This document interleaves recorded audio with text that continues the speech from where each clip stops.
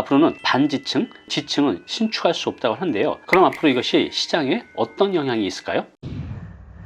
안녕하세요, 다니쌤입니다. 자, 다음 달 3월 27일부터 새로 시행되는 건축법이 있습니다. 자, 오늘은요, 이것이 무엇이고 시장에 어떤 영향이 있을지 알아볼 텐데요. 어떤 내용이냐 하면요, 단독주택, 공동주택 등 대통령으로 정하는 건축물의 지하층에는 거실을 설치할 수 없다는 내용입니다. 거실은 사람이 거주하는 공간이잖아요. 그래서 앞으로 주택의 지하층은 신축할 수 없다는 내용입니다. 물론 여기 보면 예외사항이 있기는 하지만 지자체 단체장이 이것을 허가해 주지 않을 것입니다. 왜냐하면 괜히 허가 냈다가 문제 생기면, 또 사고 생기면 그 책임을 다 져야 되기 때문입니다. 그래서 앞으로 단독주택이든 공동주택이든 지하층의 신축은 힘들 것으로 보입니다. 그런데 왜 갑자기 이 법이 생길 걸까요? 자, 뉴스 기사인데요. 이재명, 윤 10개월 전 찾은 신림동 반지하 현장 방문. 왜 왔죠? 네, 이런 것 때문에 그렇죠. 반지하 침수로 일가족 3명 숨졌다. 물폭탄이 부른 비극. 관악구 반지하 침수로 일가족 숨졌다. 자, 이것 때문에 서울시에서 반지하 주택을 없애는 것들이 아주 심각하게 논의가 됐습니다. 그래서 작년 12월 26일 날 공포가 되고 다음 달 3월 27일부터 시행이 됩니다. 뭐가요? 네, 주택의 반지하 또 지하층은 주거 공간으로 설치할 수 없습니다. 자, 참고로 요 메뉴에 보면 단독주택, 공동주택에 대해서 지하층에 설치를 할 수 없다고 했는데, 자, 이 부분 조금 더 참고해서 설명드릴게요. 우리가 주택의 종류가 있죠. 단독주택, 공동주택, 이거 외에도 이제 준주택이 있어요. 준주택은 여러분이 아시는 오피스텔, 고시원이 여기에 해당이 됩니다. 자, 그런데 요번에 건축법에는 요 두 가지입니다. 단독주택, 공동주택의 지하층, 반지하층은 설치할 수 없다는 내용입니다. 단독주택은 다가구주택 아시죠? 네, 요거 외에 다중주택, 단독주택이 있습니다. 공동주택은 다세대 연립 아파트,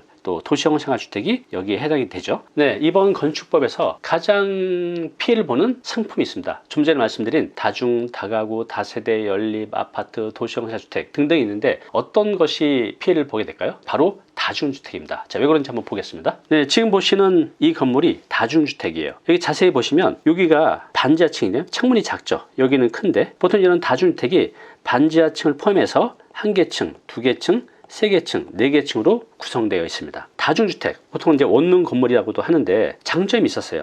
많은 분들이 반지하층을 건축하고 또 여기서 임대를 주고 있었죠. 작은 땅에 많은 가구 수를 만들 수 있어서 수익률이 좋았습니다. 네, 특히 주차장이 완화되었기 때문에 이 다중주택이 경쟁력이 있었습니다. 보통 대지가 30평에서 50평 정도 되는 땅에 이런 다중주택을 많이 지었는데요. 이런 땅에 보통 이제 다세대를 만약에 10가구를 짓는다, 또 다가구를 10가구 짓는다, 그럼 주차가 그만큼 필요한데 여기는요, 이 정도 되면 주차가 한 대 내지 많아야 세 대 정도면 이런 건물을 지을 수 있었습니다. 그래서 꽤 경쟁력이 있었죠. 자, 그런데 앞으로 반지하층을 짓지 못하면 사업성이 떨어지게 되겠죠. 그러면 지금도 사업성이 안 나오는데 여기다 지하층을 못 짓게 하면 사업성이 떨어지기 때문에 앞으로 신규로 다주택이 나올 것을 기대하기 힘들 것 같습니다. 이것이 다중주택인데요. 이거의 내부 모습을 한번 보겠습니다. 자, 이것이 다중주택의 평면도입니다. 자, 이 부분이 이제 코어라고 하는데 계단과 복도가 보이죠. 이것을 중심으로 여기 한 세대가 있고 또 여기 이렇게 한 세대가 있고 또 여기에 하나.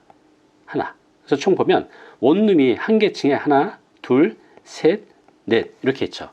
물론 이제 땅의 크기에 따라서 또 건물의 건축 면적에 따라서 원룸이 뭐 작게는 2개가 들어가는 경우도 있고요. 뭐 5개, 6개 들어가 있는 경우도 있습니다. 이 땅 같은 경우는 이제 40평에 실제로 지어진 원룸 건물인데요. 다중주택입니다. 이렇게 4개가 들어갈 수 있습니다. 하나의 크기는 평수가 한 4평에서 한 5평 정도 됩니다. 자, 이것도 다중주택의 실제 모습인데 여기 보시면 창문이 보이죠? 땅에 좀 이렇게 붙어져 있어요. 반지하층입니다. 여러분들이 지나가시다가 이런 형태의 건물을 보시면 아, 이거 다중주택이구나 이렇게 아시면 됩니다. 자, 이것도 다중주택인데요. 역시 창이 바닥에 가까이 붙어져 있죠. 이건 큰데 왜 그렇죠? 예, 반지하층입니다. 앞으로 이렇게 못 짓는다는 거죠. 이 부분이 다 날아갑니다. 앞으로는 지상으로 3개층만 지을 수 있습니다. 자, 그럼 지금 급하게 이 법이 시행되기 전에 다주택을 건축하시려는 분들은 어떻게 해야 될까요? 네, 3월 27일까지 허가 접수를 하면 됩니다. 그런데 문제가 뭐냐면 지금 여러분들이 지자체에서 허가를 맡으려고 하면 이미 반지하층에 대해서 허가를 내주지 않는 곳이 대부분입니다. 자, 이것 때문에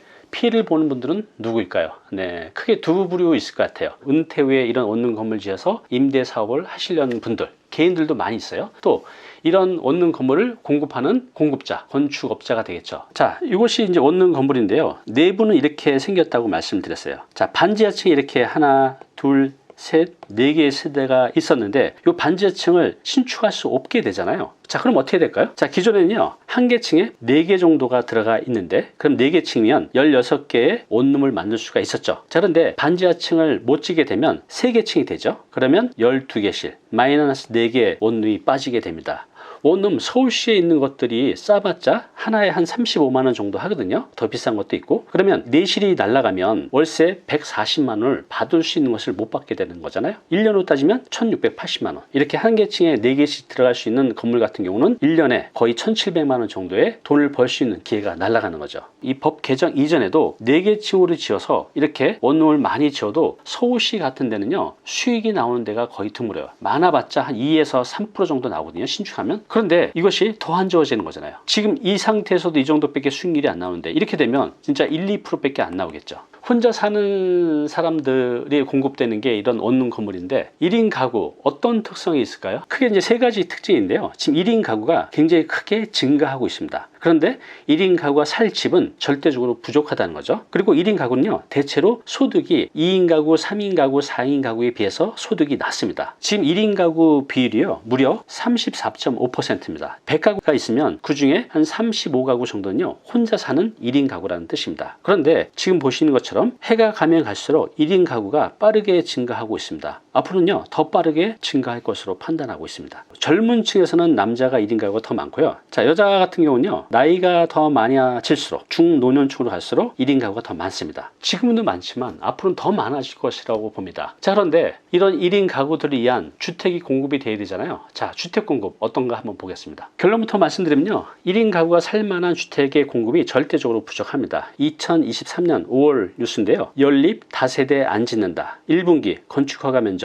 많이 줄었다는 뜻입니다. 다세대 연립 주택 찬바람, 2월 19일 뉴스인데요, 지난해 인허가 10채 중 9채는 아파트입니다. 올해는 10채 중 거의 10채가 아파트라고 보아도 될 겁니다. 지금 제 주변에도 이런 다세대 연립주택을 건축하는 많은 시행사나 건축하신 분들이 계시지만 지금 다 그냥 올수도입니다. 올수도. 자, 이런 뉴스도 있습니다. 새로 짓는 집의 88%가 아파트. 서민은 어디서 사나? 네, 그렇죠. 우리 서민 주요 거주지가 연립 다세대 다가구 주택인데 이런 집을 앞으로 공급이 안 되니 이분들이 살 집이 없는 거죠. 이것도 큰 사회적 문제가 될 것 같습니다. 자, 그래서 정부에서는 이거의 심각성을 알고 이런 대책을 내놨죠. 아파트 대신 연립 다세대 지으면 저금리로 대출을 더 많이 받을 수 있게 해준다고 합니다. 연립 다세대 등 비아파트 공동주택 사업자에게 대출을 늘려준다라고 했는데, 자, 이러면 많이 지을까요?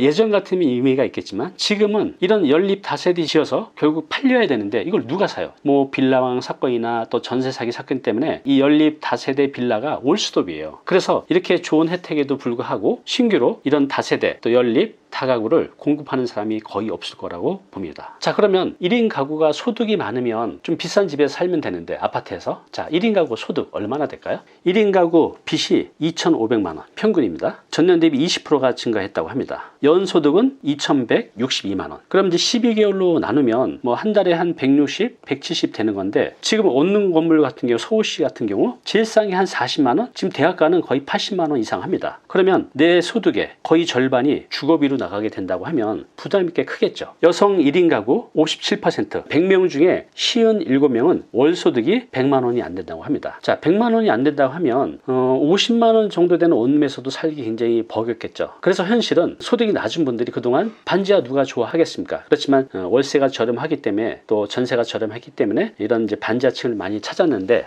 이런 이제 반지하층이 공급이 안 된다고 하면 이런 분들이 살 수 있는 거주 공간이 사실 없죠.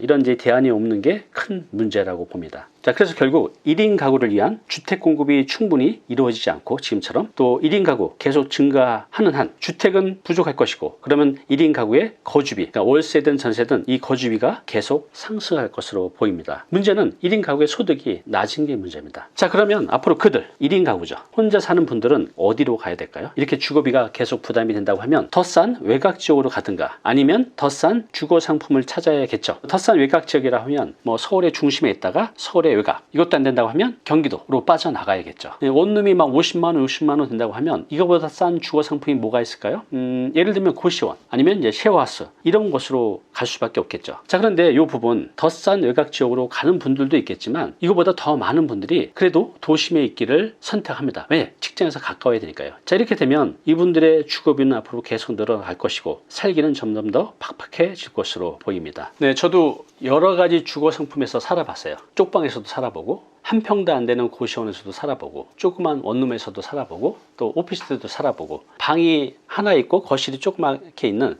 다가구 주택에도 살아봤어요.